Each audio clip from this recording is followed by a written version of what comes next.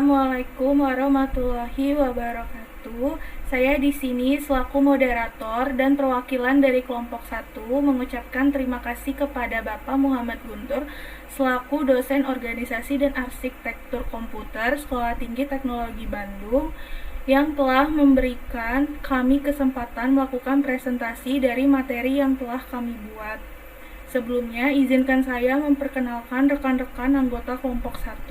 Yang pertama ada Ade Ferry Angriawan yang akan membacakan materi pemrosesan dan pemrograman.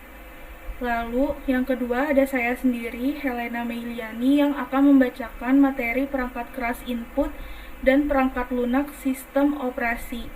Yang ketiga ada Fauzan Rizkiana Gunawan yang akan membacakan perangkat keras output dan sistem operasi aplikasi. Dan yang terakhir ada Nadira Adia yang akan membacakan penyimpanan dan utility. Materi yang pertama akan dibacakan oleh Ade Ferry Angriawan. Saya persilahkan. Baik, terima kasih atas kesempatannya, moderator. Langsung saja ke materinya. Next. Perangkat keras pemrosesan. Perangkat keras pemrosesan mempunyai fungsi dan berperan penting pada proses olah data yang diberikan oleh perangkat input untuk selanjutnya menjadi data yang diinginkan lalu ditampilkan pada perangkat output. Jadi dengan kata lain, perangkat proses ini saling berkaitan dan bergantung satu sama lain dengan perangkat input dan output. Next.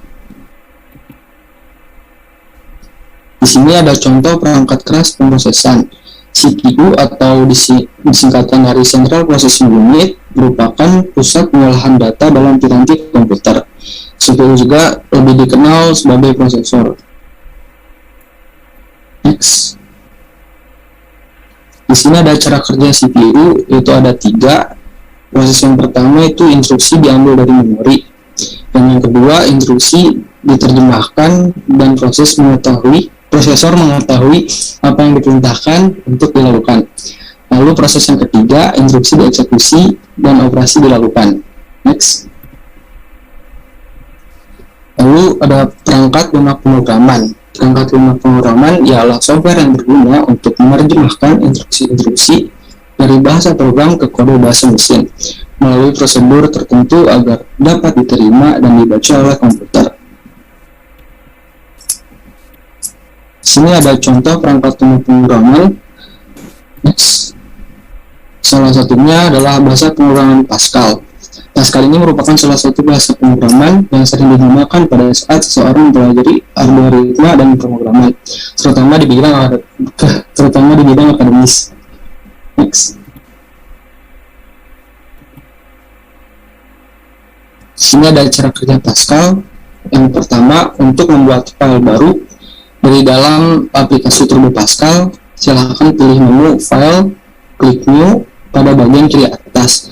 Lalu akan tampil layar biru seperti editor Pascal ini. Di tengah atasnya ada name 01.pas.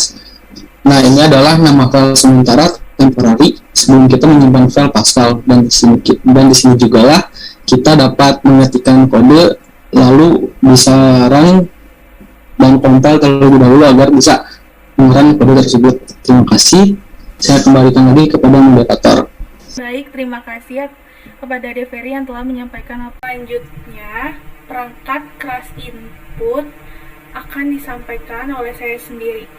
Perangkat keras input pada komputer adalah peralatan yang berfungsi untuk memasukkan data atau perintah ke peralatan proses tanpa melalui peralatan yang lain. Peralatan input sendiri mempunyai banyak macamnya sesuai dengan fungsi dan kebutuhan dari masing-masing komputer. Perangkat input akan menerima perintah atau instruksi langsung dari pengguna. Kemudian, peralatan input akan mengirimkan instruksi tersebut ke peralatan proses untuk diolah menjadi sebuah informasi. Contoh dari perangkat input adalah keyboard. keyboard adalah perangkat yang digunakan untuk memasukkan data berupa huruf, angka, dan simbol, serta melakukan perintah-perintah pada komputer. Tanpa adanya perangkat ini, pengguna tidak akan bisa mengetikkan data yang mereka inginkan, sehingga keberadaannya sangatlah penting. Cara kerja keyboard sendiri adalah dengan cara memasukkan secara langsung input data dengan mengetikkan huruf, angka, maupun simbol pada papan keyboard yang kemudian akan diproses oleh peralatan proses sebelum ditampilkan ke peralatan output. Selanjutnya, perangkat lunak sistem operasi. Perangkat lunak sistem operasi berfungsi untuk mengendalikan seluruh sistem kerja mendasar yang ada di komputer. Jenis perangkat ini merupakan platform yang memungkinkan perangkat lunak dan aplikasi lain untuk dapat berfungsi.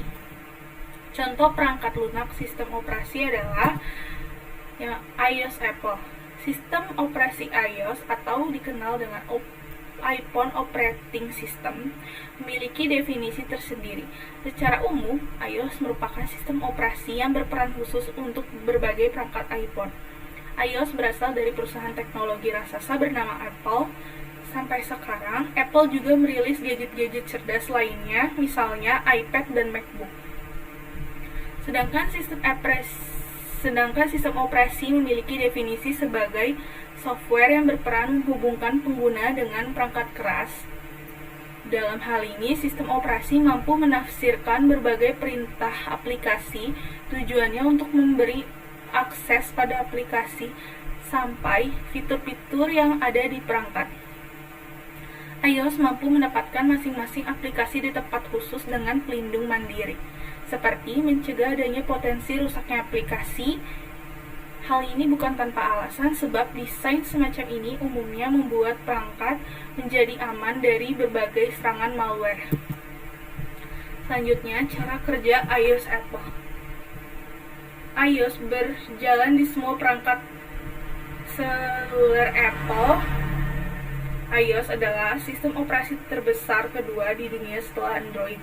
Sistem operasi iOS menggunakan antarmuka multisentuh di mana perangkat dioperasikan dengan bantuan tekstur sederhana.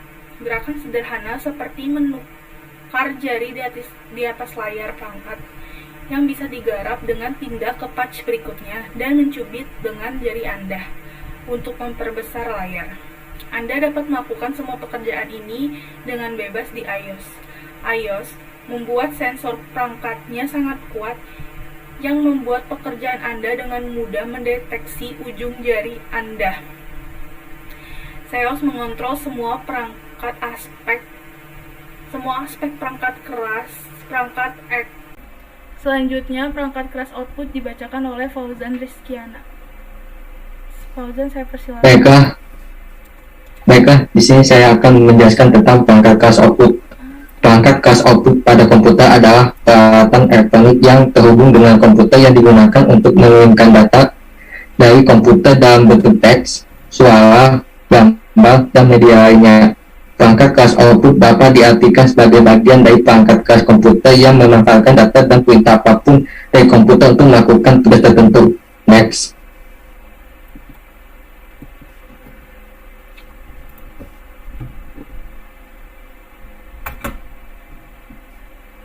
Contoh dari perangkat keras output adalah printer. Printer merupakan perangkat keras yang berfungsi untuk mengambil data elektronik yang tersimpan dalam komputer atau perangkat lain dan menghasilkan salinan data tersebut.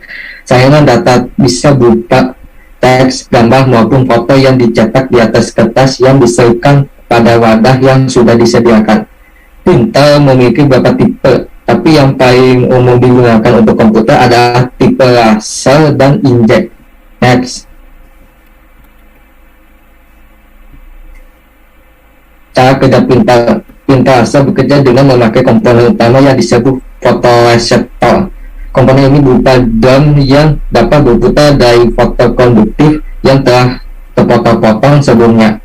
Ketika drum berputar, printer akan mengeluarkan sinar laser di seluruh permukaan dokumen yang untuk melepaskan bagian-bagian tertentu. Setelah itu barulah rasa tersebut akan menarik huruf ataupun gambar yang ingin dicetak menjadi pola yang terdapat muatan listrik di dalamnya. Hasil cetak dokumen dari printer ini juga relatif cepat kering, bahkan penggunaannya dapat meminimalisir biaya cetak juga di waktu yang sama. Next. Yang berikutnya adalah perangkat lunak aplikasi.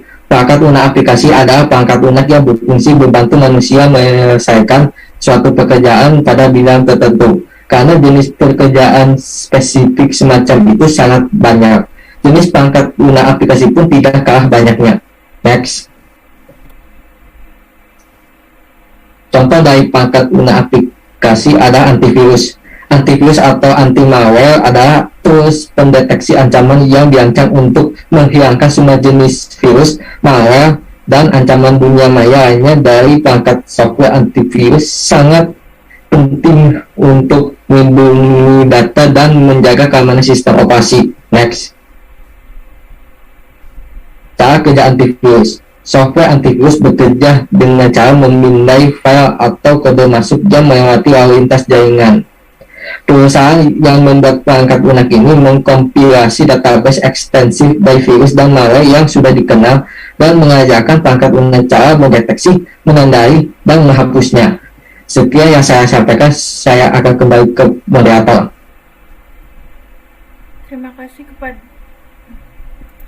Terima kasih kepada rekan saya Fauzan. Lalu selanjutnya perangkat keras penyimpanan akan dibacakan oleh Nadira Adia, saya persilahkan. Terima kasih kepada moderator. Perangkat keras penyimpanan.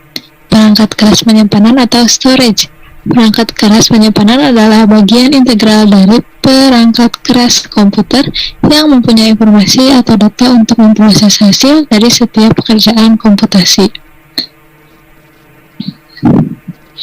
Salah satu contoh perangkat keras penyimpanan adalah hard disk. Hard disk merupakan jenis memori komputer yang memiliki sifat non-volatile memori, yang berarti data memori jenis ini tidak akan hilang meski perangkat tersebut telah dimatikan. Cara kerja hard disk adalah ketika menyimpan data pada hard disk, data tersebut tidak hanya langsung ditulis berhamburan begitu saja, tapi data tersebut disimpan dengan sangat rapi pada pola validator. Bit data tersusun secara konsentris dan melingkar, yang kemudian disebut sebagai track. Setiap track dipecah menjadi area yang lebih rinci atau disebut dengan sektor. Next. Yang selanjutnya adalah perangkat lunak utility atau utility software. Sistem software yang membantu fungsi dalam sistem komputer, yaitu hardware, sistem operasi, atau software, agar dapat berjalan dengan lancar. Nah, selain ini, sistem lunak utility atau utility software berfungsi untuk mengatur, mengolah, memelihara, dan mengontrol fungsi sistem operasi komputer. Selain itu, tugasnya juga untuk membackup data, menghapus data-data yang tidak diinginkan, dan masih banyak lagi. Next. Salah satu contoh perangkat lunak utility atau utility software adalah SMADAP. SMADAP merupakan perangkat lunak antivirus yang ditunjukkan untuk mengatasi virus komputer lokal maupun internasional yang menyebar di Indonesia. Antivirus ini versi gratis dan berbayar setelah sebelumnya sempat. Dan SMADAP ini sempat berupa perangkat lunak bernama Derma. Next.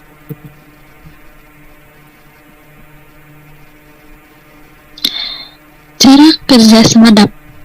Software antivirus bekerja dengan cara memindai file atau kode yang masuk melewati lalu lintas jaringan, yang membuat perangkat lunak ini mengkomplikasi database intrinsik dan virus atau malware yang sudah dikenal, dan mengajarkan perangkat lunak dengan cara mendeteksi, menandai, dan menghapusnya. Saat file program aplikasi mengalir masuk dan keluar dari komputer, antivirus membandingkannya dengan database untuk menemukan kecocokan. Kecocokan yang membandingkannya yang mirip atau identik dengan database diisolasi, dipindai, kemudian dihapus. Meskipun dapat menyesuaikan pengaturan sehingga antivirus bisa dijalankan pemindaian otomatis, untuk mencari file berbahaya, dapat memilih untuk melakukan pemindaian manual yang kemungkinan pengguna untuk melihat secara real time file berbahaya mana yang ditemukan dan dinetralisir. Sekian.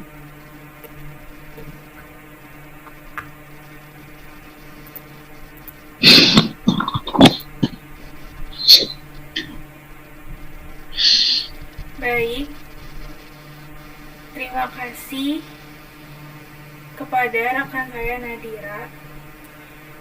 Cukup sekian dari presentasi kami, dari presentasi kelompok kami. Mohon maaf jika ada kesalahan. Assalamualaikum warahmatullahi wabarakatuh.